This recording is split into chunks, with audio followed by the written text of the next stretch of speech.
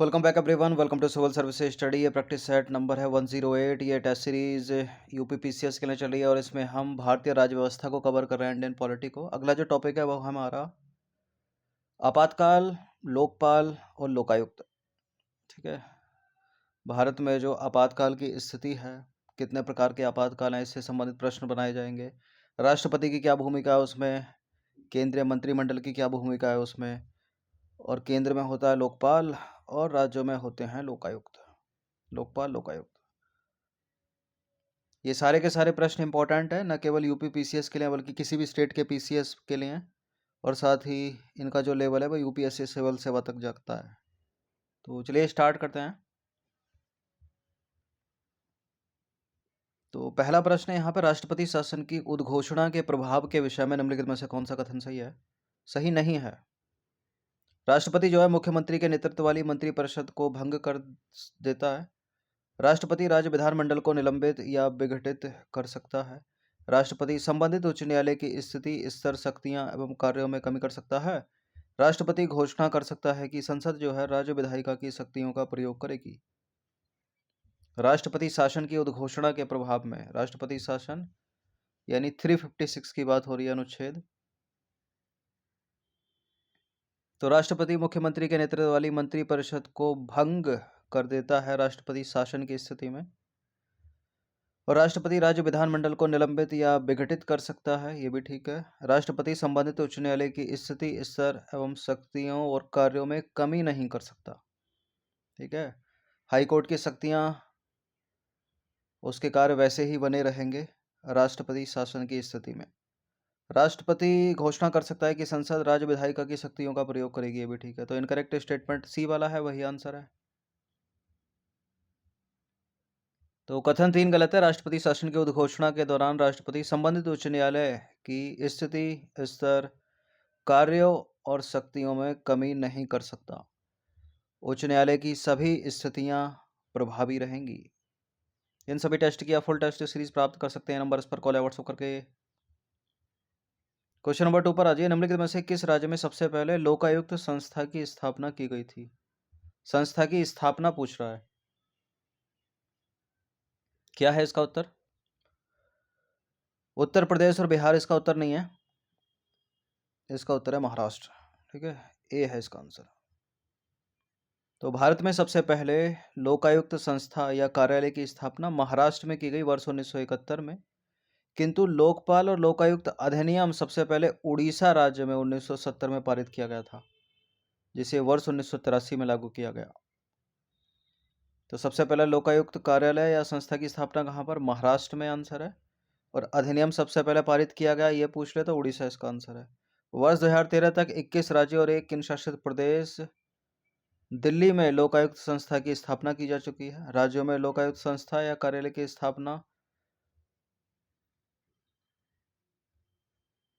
सबसे पहले महाराष्ट्र में, महाराष्ट्र राज्य में लोकायुक्त कार्यालय स्थापना की गई 1971 में। उसके बाद राजस्थान में की गई 1973 में, बिहार में 1974 में और उत्तर प्रदेश में की गई 1975 में लोकायुक्त कार्यालय या संस्थान की स्थापना। क्वेश्चन नंबर 10 पर आ जाइए। लोकपाल में अधिकतम कितने सदस्य होते हैं? लोकपाल में एक अध्यक्ष होता है और अधिकतम 8 सदस्य होते हैं, तो सी है इसका आंसर। देखिए, लोकपाल में एक अध्यक्ष और अधिकतम 8 सदस्य होंगे, जिसमें 50% सदस्य अनुसूचित जाति, जनजाति, अन्य पिछड़ा वर्ग और अल्पसंख्यक वर्ग तथा महिलाओं के बीच से होंगे। क्वेश्चन नंबर 4 है, लोकपाल एवं लोकायुक्त एक्ट 2013 के अंतर्गत निम्न में से कौन कौन आता है? इसके दायरे में संसद के सदस्य आते हैं, इसके दायरे में प्रधानमंत्री भी आता है, इसके दायरे में सभी वर्ग के सरकारी कर्मचारी आते हैं, सारे के सारे आते हैं। डी है इसका आंसर। तो लोकपाल एवं लोकायुक्त एक्ट 2013 के अंतर्गत भारत के प्रधानमंत्री, मंत्रीगण, संसद सदस्य तथा सही वर्ग के सरकारी कर्मचारी आते हैं। क्वेश्चन नंबर 5 है, लोकपाल के अध्यक्ष एवं सदस्यों की नियुक्ति एक चयन समिति के द्वारा की जाती है। आपको बताना है कि इस चयन समिति में निम्नलिखित में से कौन कौन शामिल होता है?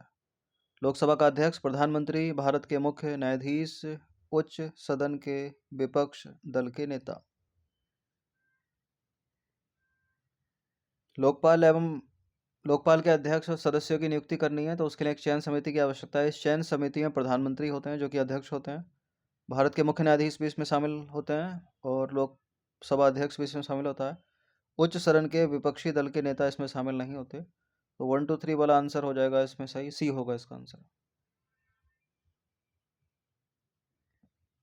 लोकपाल के अध्यक्ष चुनने हैं, सदस्यों की नियुक्ति करनी है तो उसके लिए एक चयन समिति बनाई जाती है। उस चयन समिति में प्रधानमंत्री होते हैं, लोकसभा अध्यक्ष होता है, लोकसभा में विपक्ष का नेता होता है, भारत के मुख्य न्यायाधीश होते हैं, या मुख्य न्यायाधीश नहीं है तो उसके द्वारा नामित उच्च न्यायालय का कार्यरत न्यायाधीश होगा और कोई प्रतिष्ठित न्यायवेत्ता शामिल होता है इसमें। चयन समिति की मदद के लिए एक सर्च समिति के गठन का भी प्रावधान है। क्वेश्चन नंबर 6 पर आ जाइए। ओम्बुड्समैन संस्था का गठन सबसे पहले किस देश में किया गया? कौन सा वो देश है जिसने सबसे पहले ओम्बुड्समैन संस्था का गठन किया? स्वीडन ने, सी है इसका आंसर। देखिए, ओम्बुड्समैन संस्था पहली बार वर्ष 1809 में स्वीडन में स्थापित की गई। स्वीडन की संसद द्वारा 4 वर्ष के लिए ओम्बुड्समैन नियुक्त किया जाता है। उसे संसद द्वारा ही हटाया जा सकता है। यह अपना वार्षिक प्रतिवेदन संसद को ही प्रस्तुत करता है ओम्बुड्समैन। क्वेश्चन नंबर 7 पर आ जाइए। निम्नलिखित में से कौन सा कथन सही नहीं है, यानी कि इनकरेक्ट स्टेटमेंट होगा? ओम्बुड्समैन को भारत में लोकपाल और लोकायुक्त के नाम से जाना जाता है। केंद्र में लोकपाल, राज्यों में लोकायुक्त। भारत में लोकपाल और लोकायुक्त की स्थापना का सुझाव द्वितीय प्रशासनिक सुधार आयोग के द्वारा दिया गया था और भारत में पहला लोकपाल विधेयक वर्ष 1968 में चौथी लोकसभा में प्रस्तुत किया गया। ये सारे के सारे सही हैं। देखिए, सारे तो सही नहीं है, इनमें से एक इनकरेक्ट है और वो है दूसरा वाला स्टेटमेंट, वही अपना आंसर होगा, क्योंकि भारत में लोकपाल और लोकायुक्त की स्थापना प्रथम प्रशासनिक सुधार आयोग के द्वारा, न कि दूसरे। भारत में प्रथम प्रशासनिक सुधार आयोग की सिफारिश पर नागरिकों की समस्याओं के समाधान हेतु 2 विशेष अधिकारियों, लोकपाल और लोकायुक्त की नियुक्ति की गई। इसकी स्थापना स्कैंडिनेवियन एवं न्यूजीलैंड की तर्ज पर की गई। स्वीडन के पश्चात यह संस्था फिनलैंड में 1919 में, उसके बाद डेनमार्क में 1955 में, फिर नॉर्वे में 1962 में गठित की गई। उपरोक्त सभी देश स्कैंडिनेवियन देश कहलाते हैं, फिनलैंड, डेनमार्क, नॉर्वे। इसके बाद राष्ट्रकुलों यानी राष्ट्रमंडलीय देशों में न्यूजीलैंड पहला देश है जिसने वर्ष 1962 में ओम्बुड्समैन प्रणाली को पार्लियामेंट्री कमिश्नर फॉर इन्वेस्टिगेशन के रूप में अपनाया। इसके बाद ब्रिटेन ने अपनाया 1967 में और भारत में ओम्बुड्समैन को लोकपाल और लोकायुक्त के नाम से जाना जाता है। क्वेश्चन नंबर 8 पर आ जाइए। भारत में प्रथम प्रशासनिक सुधार आयोग का गठन निम्नलिखित में से किसकी अध्यक्षता में किया गया था? सरदार पटेल, हनुमंतैया, मोरारजी देसाई, लाल बहादुर शास्त्री। इंपॉर्टेंट प्रश्न, इसका आंसर है मोरारजी देसाई, सी। भारत में प्रथम प्रशासनिक आयोग का गठन कब किया गया? अपने आप में प्रश्न है। 5 जनवरी 1966 में मोरारजी देसाई की अध्यक्षता में, और बाद में इसका अध्यक्ष हनुमंतैया को बनाया गया क्योंकि उप प्रधानमंत्री बन गए थे। क्वेश्चन नंबर 9 पर आ जाइए। निम्नलिखित कथनों पर विचार करेंगे। 2 कथन है यहाँ पर, कौन सा इसमें सही होगा? संविधान के अनुच्छेद 352 के अंतर्गत भारत में अब तक 4 बार राष्ट्रीय आपात की उद्घोषणा हो चुकी है। संविधान के अनुच्छेद 360 के तहत भारत में केवल एक बार वित्तीय आपात की उद्घोषणा हुई है, जब भारत में वर्ष 1991 में आर्थिक संकट उत्पन्न हुआ था। देखिए, भारत में 3 प्रकार के आपातकाल हैं: राष्ट्रीय आपातकाल, वित्तीय आपातकाल और राष्ट्रपति शासन। राष्ट्रपति शासन राज्यों में लगता है। संवैधानिक तंत्र जब विफल हो जाता है या जो राज्य की सरकारें होती हैं अपना कर्तव्य संविधान के अनुरूप करने में विफल हो जाती हैं तो सारी शक्तियां सेंट्रल के पास चली जाती हैं, केंद्र के पास। और अब तक 4 नहीं बल्कि 3 बार राष्ट्रीय आपातकाल लग चुका है। ठीक है, तो गलत है पहला स्टेटमेंट। और वित्तीय आपातकाल तो एक बार भी नहीं लगा है। माना कि भारत में 1991 में आर्थिक संकट की स्थिति उत्पन्न हुई थी, लेकिन वित्तीय आपातकाल तब भी नहीं लगा था। तो दोनों के दोनों इनकरेक्ट हैं, सी डी है इसका आंसर। देखिए, संविधान के अनुच्छेद 352 के अंतर्गत भारत में राष्ट्रीय आपातकाल की उद्घोषणा अब तक 3 बार हो चुकी है। 1962 में, 1965 में और 1971 में। पहली उद्घोषणा 1962 में भारत चीन युद्ध के समय हुई थी। यह उद्घोषणा जनवरी 1968 तक जारी रही। इसलिए वर्ष 1965 में भारत पाकिस्तान युद्ध के समय इसकी आवश्यकता नहीं पड़ी, मतलब वो ही चलती रही। तो देखा जाए तो 62, 65 और 71। दूसरी उद्घोषणा 1971 में भारत पाकिस्तान युद्ध के समय हुई। यह आपातकाल प्रभावी ही था कि वर्ष 1975 में आंतरिक अशांति के नाम पर तीसरी उद्घोषणा कर दी गई। दूसरी और तीसरी उद्घोषणा दोनों एक साथ मार्च 1977 में समाप्त हुई। ठीक है, 75 कर लीजिए इसको, 62, 65 और 75।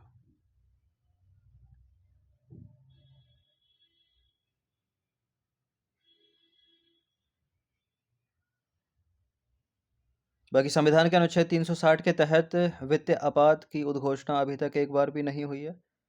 संविधान सभा के सदस्य हृदयनाथ कुंजरू ने वित्तीय आपातकाल को राज्य की वित्तीय संप्रभुता के लिए गंभीर खतरा कहा है।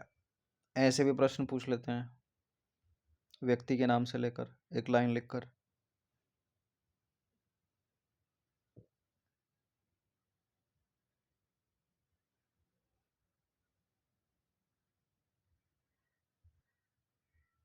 देखिए 62, 1962 में पहली, दूसरी 1971 में, 62, 71 और 75। ठीक है, ये है सटीक। क्वेश्चन नंबर 10 पर आ जाइए। कौन सा अनुच्छेद भारत में वित्तीय आपातकाल के विषय में उपबंध करता है? तो अनुच्छेद 352 में तो है राष्ट्रीय आपातकाल, 356 में है राष्ट्रपति शासन जो राज्यों में लगता है, और 360 ए है इसका आंसर। तो संविधान का अनुच्छेद 360 भारत में वित्तीय आपातकाल के विषय में उपबंध करता है, यानी फाइनेंशियल इमरजेंसी, जो अभी तक एक बार भी नहीं लगी भारत में। क्वेश्चन नंबर 11 पर आ जाइए। वित्त आपातकाल के विषय में निम्नलिखित कथनों पर विचार करेंगे। वित्त आपात की स्थिति में राष्ट्रपति केंद्र की सेवा में लगे सभी अथवा किसी भी श्रेणी के सेवकों के वेतन और भत्तों में कटौती निर्देश जारी कर सकता है। वित्त आपात की स्थिति में राष्ट्रपति उच्चतम न्यायालय के न्यायाधीशों के वेतन भत्ते में कटौती नहीं कर सकता। देखिए सुप्रीम कोर्ट के जजों के वेतन भत्तों में भी कटौती की जा सकती है वित्तीय आपात की स्थिति में, अगर ऐसा हुआ तो। गलत है दूसरा वाला स्टेटमेंट, केवल पहला वाला ही सही है। तो दूसरा वाला गलत है, क्योंकि वित्तीय आपात की स्थिति में राष्ट्रपति केंद्र की सेवा में लगे सभी अथवा किसी भी श्रेणी के सेवकों के वेतन भत्ते में कटौती हेतु निर्देश जारी कर सकते हैं, तथा सर्वोच्च न्यायालय या राज्यों के हाईकोर्ट के सभी न्यायाधीशों के वेतन भत्ते में भी कटौती की जा सकती है, और राज्य की सेवा में किसी भी अथवा सभी वर्ग के सेवकों के वेतन भत्ते में भी कटौती के निर्देश जारी किए जा सकते हैं। और क्या क्या? राज्य विधायिका द्वारा पारित सभी धन विधेयक अथवा अन्य वित्त विधेयकों को राष्ट्रपति के लिए आरक्षित रखना, और केंद्र किसी राज्य को वित्तीय औचित्य संबंधी सिद्धांतों के पालन का निर्देश दे सकता है। ये सब किया जा सकता है वित्तीय आपात की स्थिति में। क्वेश्चन नंबर 12 पर आ जाइए। निम्नलिखित में से कोई कथन सही होगा। वित्तीय आपात की उद्घोषणा भारत के राष्ट्रपति द्वारा की जाती है, और वित्तीय आपात की अधिकतम समय सीमा संविधान में निर्धारित नहीं की गई है। बिल्कुल करेक्ट है, दोनों के दोनों स्टेटमेंट सी है इसका आंसर। तो वित्तीय आपात की उद्घोषणा भारत के राष्ट्रपति के द्वारा की जाती है, किंतु ऐसी उद्घोषणा को 2 माह के भीतर संसद की स्वीकृति मिलना आवश्यक है। वित्तीय आपात की अधिकतम समय सीमा संविधान में निर्धारित नहीं की गई है, तो दूसरा स्टेटमेंट सही हो गया। संसद द्वारा एक बार स्वीकृत हो जाने के पश्चात पुनः स्वीकृति की आवश्यकता नहीं पड़ती इसमें। वित्तीय आपातकाल की उद्घोषणा को मंजूरी देने वाला जो प्रस्ताव है वो संसद के प्रत्येक सदन द्वारा उपस्थित और मत देने वाले सदस्यों के बहुमत यानी सामान्य या साधारण बहुमत द्वारा पारित किया जाता है, जबकि राष्ट्रीय आपातकाल यानी 352 के तहत प्रस्ताव को संसद के दोनों सदनों के विशेष बहुमत की आवश्यकता पड़ती है। इस चीज को याद रखिएगा, वित्तीय आपातकाल में साधारण बहुमत से ही काम हो जा रहा है, लेकिन राष्ट्रीय आपातकाल है तो विशेष बहुमत की आवश्यकता। क्वेश्चन नंबर 13 पर आ जाइए। निम्नलिखित में से संविधान के किस अनुच्छेद में यह प्रावधान है कि संघ का यह कर्तव्य होगा कि वह बाह्य आक्रमण और आंतरिक अशांति से प्रत्येक राज्य की रक्षा करे?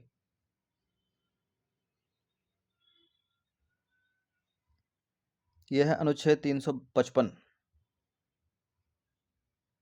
संविधान के अनुच्छेद 355 में उपबंध है कि संघ का यह कर्तव्य होगा कि वह बाह्य आक्रमण और आंतरिक अशांति से प्रत्येक राज्य की संरक्षा करे और प्रत्येक राज्य की सरकार का इस संविधान के उपबंधों के अनुसार चलाया जाना सुनिश्चित करे। क्वेश्चन नंबर 14 पर आ जाइए। संविधान के अनुसार 356 के विषय में निम्नलिखित कथनों पर विचार करेंगे। 356 की बात हो रही है। इस अनुच्छेद के अंतर्गत की गई राष्ट्रपति शासन की उद्घोषणा की न्यायिक समीक्षा की जा सकती है। इस उद्घोषणा के साथ ही राज्य विधानसभा भंग की जा सकती है। यानी राष्ट्रपति शासन की बात हो रही है जो राज्य में लगता है 356 में। राज्य की विधानसभा भंग की जा सकती है राष्ट्रपति शासन की उद्घोषणा के साथ। दूसरा वाला स्टेटमेंट जो है वो गलत है। ठीक है, भंग नहीं होती, केवल विधानसभा को निलंबित कर सकता है राष्ट्रपति। ठीक है, तो एक मामला हुआ था एसआर बोम्मई बनाम भारत संघ मामला। यह था 1994 का। इसमें सुप्रीम कोर्ट ने निर्णय दिया था कि राष्ट्रपति शासन की उद्घोषणा के साथ ही राज्य विधानसभा को विघटित नहीं किया जा सकता जब तक ऐसी उद्घोषणा को संसद के दोनों सदनों द्वारा 2 महीने के भीतर अनुमोदन नहीं कर दिया जाता। राष्ट्रपति केवल राज्य विधानसभा को निलंबित कर सकता है, भंग नहीं कर सकता। ठीक है, इस बाद में या इस निर्णय में प्रावधान किया गया कि संवैधानिक तंत्र की विफलता यथार्थ में होनी चाहिए, न कि कल्पित आधार पर। तो राष्ट्रपति शासन की स्थिति में राज्य की विधानसभा भंग नहीं होगी बल्कि निलंबित होगी। क्वेश्चन नंबर 15 पर आ जाइए। निम्नलिखित में से कौन सा कथन सही है? संविधान के भाग 20 में आपातकाल संबंधी प्रावधान किया गया है। संविधान में 3 प्रकार के आपातकाल का प्रावधान है। 42वें संविधान संशोधन अधिनियम 1976 के द्वारा आंतरिक अशांति को सशस्त्र विद्रोह शब्द से अंतःस्थापित किया गया और राष्ट्रीय आपातकाल की घोषणा राष्ट्रपति की स्वयं विवेक की शक्ति है। यानी 360 लगाना है, सॉरी 352 लगाना है। 360 में तो वित्तीय आपातकाल है ना, तो पहला ही गलत है। भाग 18 में, ना कि भाग 20 में। संविधान में 3 प्रकार का आपातकाल है, दूसरा वाला सही है। 42वें नहीं 44वें संविधान संशोधन 1978 के द्वारा आंतरिक अशांति शब्द को हटाकर सशस्त्र विद्रोह शब्द रखा गया, तो यह भी गलत है। राष्ट्रीय आपातकाल की घोषणा राष्ट्रपति की स्वविवेक की शक्ति नहीं है, क्योंकि इसमें केंद्रीय मंत्रिमंडल की सिफारिश या सलाह की आवश्यकता पड़ती है। ये जब राष्ट्रपति उपराष्ट्रपति हम पढ़ रहे थे तो उसमें हमने पढ़ा था ये। तो ये सारे स्टेटमेंट बनाकर पूछे गए, एक एक 4 विकल्प बनाकर भी ये सवाल पूछा जा सकता है। संविधान के भाग 18 में आपातकालीन संबंधी प्रावधान है। ठीक है, 3 प्रकार के आपातकाल हैं। राष्ट्रीय आपातकाल अनुच्छेद 352 में, राष्ट्रपति शासन या संवैधानिक आपातकाल 356 में, वित्तीय आपातकाल 360 में। ये 3 बार लगा है। ये तो लगते ही रहते हैं स्टेट में जब आवश्यकता पड़े, और ये एक बार भी नहीं लगा भारत में। बाकी 44वें संविधान संशोधन अधिनियम 1978 के अंतर्गत आंतरिक अशांति को सशस्त्र विद्रोह शब्द से अंतःस्थापित किया गया। इंपॉर्टेंट है ये चीज़। 1975 में आंतरिक अशांति के आधार पर राष्ट्रीय आपातकाल लगाया गया था। राष्ट्रीय आपातकाल की उद्घोषणा के 3 आधार हैं, युद्ध, बाह्य आक्रमण और सशस्त्र विद्रोह। ठीक है, अब आंतरिक अशांति शब्द का प्रयोग नहीं होता, तो याद रखिएगा। राष्ट्रीय आपातकाल की घोषणा तभी राष्ट्रपति राष्ट्रीय आपातकाल की घोषणा तभी कर सकता है जब मंत्रिमंडल लिखित रूप से सिफारिश करे। बाकी एक और चीज़ याद रखिएगा, संपूर्ण संविधान में केवल अनुच्छेद 352 में ही मंत्रिमंडल या कैबिनेट शब्द का प्रयोग किया गया है, अन्यथा किसी भी जगह नहीं। अन्यथा सभी जगह मंत्रिपरिषद शब्द का प्रयोग किया गया है। क्वेश्चन नंबर 16 पर आ जाइए। भारत में राष्ट्रपति शासन को संसद द्वारा 1 वर्ष के पश्चात 6 महीने के लिए तभी बढ़ाया जा सकता है जब पूरे भारत में अथवा पूरे राज्य या उसके किसी भाग में राष्ट्रीय आपात की उद्घोषणा की गई हो। चुनाव आयोग यह प्रमाणित करे कि संबंधित राज्य में विधानसभा चुनाव के लिए समस्याएं उपस्थित हैं। उपर्युक्त दोनों प्रावधान 42वें संविधान संशोधन अधिनियम 1976 के द्वारा जोड़े गए। देखिए, दोनों बातें सत्य हैं, 2 प्रावधान ठीक हैं ये, लेकिन ये प्रावधान 44वें संविधान संशोधन 1978 के द्वारा जोड़े गए, ना कि 76 के द्वारा। तो तीसरे वाला स्टेटमेंट को कर दो इनकरेक्ट, और पहला वाला और दूसरा वाला कर दीजिए करेक्ट। 4 4 कहाँ से आ गए? 3 तो स्टेटमेंट है। तो केवल 1 और 2 इसका आंसर हो जाएगा ए, क्योंकि तीसरा वाला गलत है। 44वें संविधान संशोधन अधिनियम 1978 है वही। ठीक है, इसके द्वारा संसद द्वारा राष्ट्रपति शासन को 1 वर्ष के पश्चात भी जारी रखने के लिए 2 प्रतिबंध हैं। ठीक है, कौन कौन से हैं वो? संसद राष्ट्रपति शासन को 1 वर्ष के पश्चात 6 महीने की अवधि के लिए तभी बढ़ा सकती है जब, ये हैं वो 2 चीज़ें। पहली है पूरे भारत में अथवा पूरे राज्य या उसके किसी भाग में राष्ट्रीय आपातकाल की उद्घोषणा की गई हो। दूसरा है चुनाव आयोग यह प्रमाणित करे कि संबंधित राज्य में विधानसभा चुनाव के लिए समस्याएं उपस्थित हैं। देखिए, पॉलिटी की जो हिंदी है थोड़ी क्लिष्ट है, कम से कम 1 से 2 बार इन प्रश्नों की प्रैक्टिस करोगे तो समझ में आ जाएगा। पहले अगर पढ़ा रखा होगा तो एक बार में समझ में आ जाएगा। राष्ट्रपति शासन को राष्ट्रपति द्वारा किसी भी समय परिवर्ती घोषणा द्वारा वापस लिया जा सकता है। ऐसी घोषणा के लिए संसद की अनुमति आवश्यक नहीं है। यहाँ एक चीज याद रखिएगा, राष्ट्रपति देखिए कितनी आसानी से जो राष्ट्रपति शासन है 356 है वो हटा दे रहा है, लेकिन लगा कैसे रहा है? केंद्रीय मंत्रिमंडल की सिफारिश की उसको जरूरत पड़ रही है। ठीक है, और वापस ले रहा है संसद की अनुमति के बिना ही। क्वेश्चन नंबर 17 पर आ जाइए। राष्ट्रपति शासन की उद्घोषणा जारी होने के डैश महीने के भीतर इसका अनुमोदन संसद के दोनों सदनों द्वारा होना आवश्यक है। यानी 356 की बात हो रही है। 3 महीने के भीतर, 1 महीने के भीतर, 6 महीने के भीतर, 2 महीने के भीतर। क्या आना चाहिए यहाँ पे? राष्ट्रपति शासन की उद्घोषणा जारी होने के 2 महीने के भीतर इसका अनुमोदन संसद के दोनों सदनों द्वारा होना आवश्यक है, तो ए है इसका आंसर। देखिए, राष्ट्रपति शासन यानी अनुच्छेद 356 की उद्घोषणा जारी होने के 2 महीने के भीतर इसका अनुमोदन संसद के दोनों सदनों द्वारा होना आवश्यक है। यदि लोकसभा 2 महीने के भीतर बिना अनुमोदन किए विघटित हो जाती है तो लोकसभा के पुनर्गठन के पश्चात पहली बैठक से 30 दिन के भीतर अनुमोदन करना आवश्यक है, अन्यथा राष्ट्रपति शासन प्रवर्तन में नहीं रहेगा जिस राज्य में वो लगा होगा। उसी तरह संसद द्वारा राष्ट्रपति की स्वीकृति के पश्चात 6 महीने के भीतर संसद द्वारा इसका अनुमोदन किया जाना आवश्यक है। यदि लोकसभा बिना अनुमोदन किए 6 महीने के भीतर विघटित हो जाती है तो लोकसभा के पुनर्गठन होने एवं पहली बैठक से 30 दिनों के भीतर अनुमोदन किया जाना आवश्यक है। यह अनुमोदन संसद के प्रत्येक सदन द्वारा उपस्थित और मत देने वाले सदस्यों के बहुमत द्वारा होना चाहिए, यानी सामान्य या साधारण बहुमत।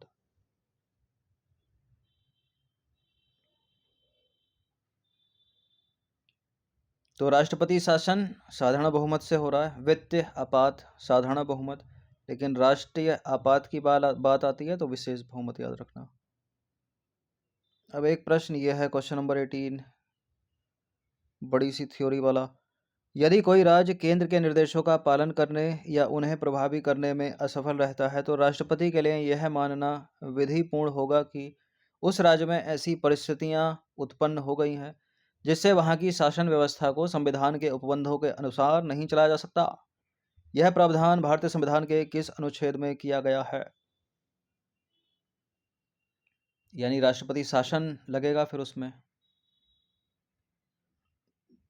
ठीक है, यह प्रावधान जो किया गया है वो किया तो गया है अनुच्छेद 365 में। ठीक है, और राष्ट्रपति शासन किसमें? अनुच्छेद 356। इस चीज को याद रखिएगा। तो यह प्रावधान जो है वो अनुच्छेद 365 में लिखा है, तो डी है इसका आंसर। देखिए, राज्यों में राष्ट्रपति शासन को संवैधानिक आपातकाल अथवा राज्य आपात के नाम से भी जानते हैं। वहां की शासन व्यवस्था को राज्य का राज्यपाल राष्ट्रपति के नाम पर राज्य सचिव की सहायता से या राष्ट्रपति द्वारा नियुक्त किसी सलाहकार की सहायता से चलाता है। राज्यों में राष्ट्रपति शासन लगाने के 2 आधार हैं, अनुच्छेद 356 और 365। 356 356 और 365। अब इन दोनों चीज़ों को याद रखिएगा। अनुच्छेद 356 में उपबंध है कि राष्ट्रपति को राज्य के राज्यपाल से प्रतिवेदन मिलने पर यह समाधान हो जाता है कि ऐसी स्थितियां उत्पन्न हो गई हैं जिससे उस राज्य का शासन संविधान के उपबंधों के अनुसार नहीं चलाया जा सकता, तो राष्ट्रपति शासन लगाया जा सकता है। ठीक है, तो अनुच्छेद 356 के अनुसार क्या है? राष्ट्रपति को राज्य का राज्यपाल, ठीक है, अवगत करा रहा है। और 365 में क्या है? 365 में प्रावधान है कि यदि कोई राज्य केंद्र के निर्देशों का पालन करने या उसे प्रभावी करने में असफल रहता है तो राष्ट्रपति द्वारा यह माना जाएगा कि वहाँ की शासन व्यवस्था संविधान के उपबंधों के अनुसार नहीं चलाई जा सकती, और वहाँ राष्ट्रपति शासन लगाया जा सकता है। तो 365 भी है, 356 भी है, ठीक है। एक जैसे ही शब्द हैं, कुछ थोड़ा सा डिफरेंस है, इस चीज़ को याद रखिएगा। और 25 प्रश्न है इसमें। 25 प्रश्न में ये टॉपिक कवर हो जाएगा, लोकपाल, लोकायुक्त और भारत में आपातकाल। निम्नलिखित में से किस परिस्थिति में भारत के राष्ट्रपति के द्वारा राष्ट्रीय आपातकाल की उद्घोषणा नहीं की जा सकती? ऊपर पढ़ा था हमने एक्सप्लेनेशन में, ठीक है। एक शब्द के द्वारा दूसरा शब्द हटा दिया गया, अंतर स्थापित हो गया। तो युद्ध है इसमें, सशस्त्र विद्रोह है, बाह्य आक्रमण है, लेकिन आंतरिक अशांति नहीं है, क्योंकि आंतरिक अशांति के स्थान पर सशस्त्र विद्रोह आ गया है, और 44वें संविधान संशोधन से हुआ। तो भारत का राष्ट्रपति संविधान के अनुच्छेद 352 के तहत राष्ट्रीय आपातकाल की उद्घोषणा कर सकता है। इसके 3 आधार हैं, युद्ध, बाह्य आक्रमण और सशस्त्र विद्रोह। मूल संविधान में आंतरिक अशांति शब्द को शामिल किया गया था, किंतु 44वें संविधान संशोधन 1978 के द्वारा आंतरिक अशांति को सशस्त्र विद्रोह शब्द से अंत स्थापित कर दिया गया। राष्ट्रपति केवल वास्तविक घटनाओं के आधार पर ही उद्घोषणा नहीं कर सकता, बल्कि आसन्न खतरे के आधार पर इसके पहले भी राष्ट्रीय आपातकाल की उद्घोषणा राष्ट्रपति कर सकता है। 20वां प्रश्न है, जब राष्ट्रीय आपातकाल की उद्घोषणा प्रवर्तन में होती है तो लगभग सभी मूल अधिकारों का निलंबन हो जाता है, किंतु इसके कुछ अपवाद हैं। निम्नलिखित में से वो कौन से मूल अधिकार हैं जिनका निलंबन नहीं होता? अनुच्छेद 19 के द्वारा प्रदत्त 6 मूल अधिकार, 20-21, अनुच्छेद 15, अनुच्छेद 14। सबका हो जाता है, अनुच्छेद 20-21 को छोड़कर। इंपॉर्टेंट है प्रश्न, कई बार एग्जाम में पूछा गया है। देखिए, जब राष्ट्रीय आपातकाल की उद्घोषणा प्रवर्तन में होती है तो संविधान के अनुच्छेद 358 के तहत अनुच्छेद 19 के द्वारा प्रदत्त 6 मूल अधिकार स्वतः ही निलंबित हो जाते हैं। जब आपातकाल की उद्घोषणा प्रवर्तन में नहीं रहती है तो अनुच्छेद 19 स्वतः ही पुनर्जीवित हो जाता है। अनुच्छेद 359 के तहत अनुच्छेद 20 और 21 का निलंबन नहीं किया जा सकता, लेकिन पहले इनका निलंबन होता था। पहले 20 और 21 में निलंबित हो जाते थे, लेकिन 44वें संविधान संशोधन 1978 में यह प्रावधान किया गया कि अनुच्छेद 20 और 21 का निलंबन नहीं हो सकता। क्वेश्चन नंबर 21 पर आ जाइए। निम्नलिखित में से कौन सा कथन सही है? राष्ट्रीय आपातकाल की उद्घोषणा के समय राज्य मंत्रिपरिषद का विघटन हो जाता है। ये 352 की बात हो रही है, ना कि 356 की। राष्ट्रीय आपातकाल की उद्घोषणा के समय राज्य की विधायिका निलंबित हो जाती है। संसद द्वारा राष्ट्रीय आपातकाल के समय बनाया गया कोई भी कानून या विधि आपातकाल की समाप्ति के पश्चात 1 वर्ष तक प्रभावी रहता है या रहती है। उपरोक्त में से कोई भी कथन सही नहीं है। उपरोक्त में से कोई भी कथन सही नहीं है, डी है इसका आंसर। तो राष्ट्रीय आपातकाल के समय केंद्र की कार्यपालिका शक्ति का विस्तार राज्य की कार्यपालिका शक्ति पर हो जाता है। केंद्र राज्य को किसी भी विषय पर कार्यकारी निर्देश दे सकता है, अर्थात राज्य केंद्र के पूर्ण नियंत्रण में हो जाता है, किंतु राज्य मंत्रिपरिषद निलंबित या विघटित नहीं होती 352 के अंतर्गत। देखिए, राष्ट्रीय आपातकाल के समय केंद्र राज्य शक्ति विभाजन का वितरण निलंबन हो जाता है। संसद जो है राज्य सूची पर कानून बना सकती है, किंतु राज्य की विधायिका शक्ति निलंबित नहीं होती और ना ही राज्य की विधायिका निलंबित या विघटित होती है। संसद द्वारा राष्ट्रीय आपातकाल में राज्य सूची में बनाई गई विधि या कानून आपातकाल की समाप्ति के पश्चात 6 माह तक प्रभावी रहती है। राष्ट्रीय आपातकाल के समय यदि संसद का सत्र नहीं चल रहा होता तो राष्ट्रपति आदेश जारी कर राज्य सूची के विषय में कानून बना सकते हैं। राष्ट्रीय आपातकाल के समय राष्ट्रपति केंद्र द्वारा राज्यों को दिए जाने वाले धन या वित्त को कम अथवा समाप्त कर सकता है। राष्ट्रपति के ऐसे प्रत्येक आदेश को संसद के दोनों सदनों के समक्ष रखा जाता है। क्वेश्चन नंबर 22 है, राष्ट्रीय आपातकाल की उद्घोषणा से संबंधित संविधान संशोधन अधिनियम 1978 भारत के राष्ट्रपति से निम्नलिखित के अनुसार कार्य करने की अपेक्षा करता है। ये 44वें संविधान संशोधन की बात हो रही है। भारत के सर्वोच्च न्यायालय की सलाह पर, भारत के मात्र प्रधानमंत्री की सलाह पर, केंद्रीय मंत्रिमंडल की सलाह पर, संपूर्ण मंत्रिपरिषद की सामूहिक सलाह पर। 352 लगाना है। स्वविवेक की शक्ति तो है नहीं राष्ट्रपति की, कैसे लगाएगा? केंद्रीय मंत्रिमंडल की सलाह पर, बी है इसका आंसर। राष्ट्रीय आपातकाल की उद्घोषणा से संबंधित 44वें संविधान संशोधन अधिनियम 1978 के द्वारा राष्ट्रीय आपातकाल की उद्घोषणा राष्ट्रपति तभी करेगा जब मंत्रिमंडल या कैबिनेट लिखित रूप से सलाह देता है। अनुच्छेद 352 में 352 में मंत्रिमंडल को परिभाषित किया गया है।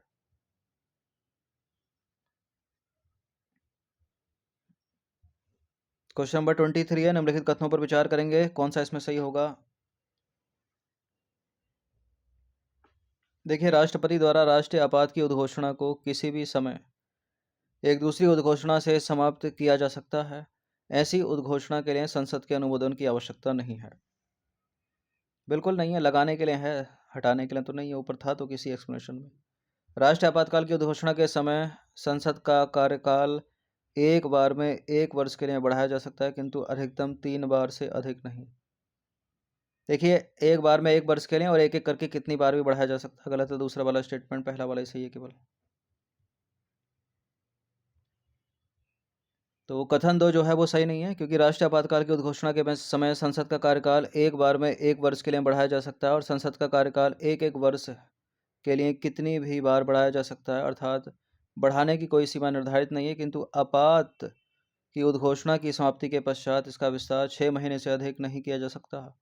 इसी तरह संसद राज्य विधानसभा का कार्यकाल एक बार में 1 वर्ष के लिए कितनी भी बार बढ़ा सकती है, किंतु आपातकाल की समाप्ति के पश्चात इसका विस्तार 6 माह से अधिक नहीं हो सकता। इन सारी चीज़ों को याद रखिएगा। राष्ट्रीय आपातकाल, राष्ट्रपति जो है राष्ट्रीय आपातकाल की उद्घोषणा को यानी 352 की उद्घोषणा को किसी भी समय एक दूसरी उद्घोषणा द्वारा समाप्त कर सकते हैं। ऐसी उद्घोषणा को संसदीय अनुमोदन की आवश्यकता नहीं होती। क्वेश्चन नंबर 24 पर आ जाइए। क्वेश्चन नंबर 24 है, निम्नलिखित में से कोई एक ही कथन सही होगा, बाकी 3 गलत होंगे।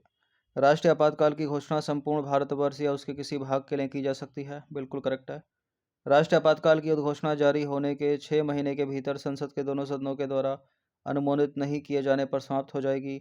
राष्ट्रीय आपातकाल का प्रावधान संविधान के अनुच्छेद 360 में किया गया है। 360 में तो वित्तीय आपातकाल है।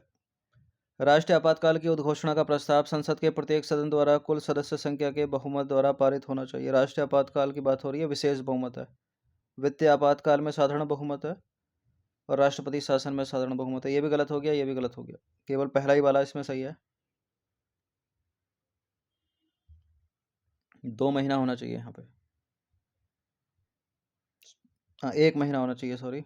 तो दूसरा, तीसरा, चौथा गलत है, केवल पहला वाला सही है। राष्ट्रीय आपातकाल की उद्घोषणा जारी होने के 1 महीने के भीतर संसद के दोनों सदनों द्वारा अनुमोदित होना आवश्यक है, अन्यथा आपातकाल की उद्घोषणा समाप्त हो जाएगी। और 1 माह का प्रावधान 44वें संविधान संशोधन अधिनियम 1978 के द्वारा किया गया। इससे पहले 2 महीने का प्रावधान था।